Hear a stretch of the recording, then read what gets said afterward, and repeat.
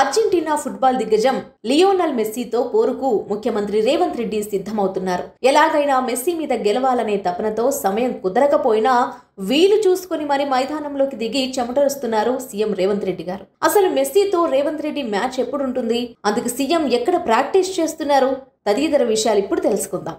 ఈ వీడియో చివరి వరకు చూడండి. ఫుట్బాల్ దిగ్గజం లియోనల్ మెస్సీతో పోరుకు ముఖ్యమంత్రి రేవంత్ రెడ్డి బాగానే సిద్ధమవుతున్నారు. వీలు చిక్కినప్పుడల్లా మైదానంలోకి దిగి సాధన చేస్తున్నారు. తాజాగా న్యూఢిల్లీ పర్యటన ముగించుకుని హైదరాబాద్ చేరుకున్న సీఎం రేవంత్ రెడ్డి సంగారెడ్డి జిల్లా కంకోల్ గ్రామ శివారులోని వోక్సెన్ యూనివర్సిటీని సందర్శించారు. అనంతరం వర్సిటీకి చెందిన వోక్సెన్ షార్క్స్ జట్టుతో జరిగిన ఫ్రెండ్లీ ఫుట్బాల్ మ్యాచ్లో బరిలోకి దిగారు.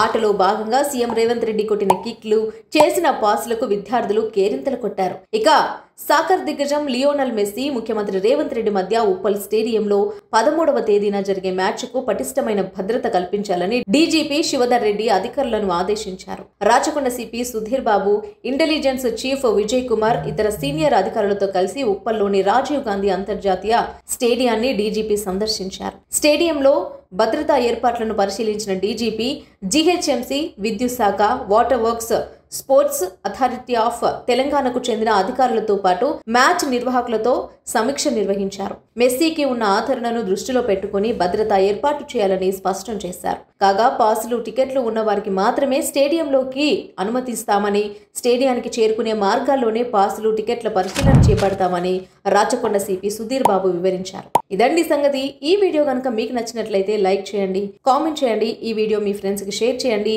మరిన్ని అప్డేట్స్ కోసం మా ఛానల్ ని ఫాలో అవ్వండి. Thanks for watching.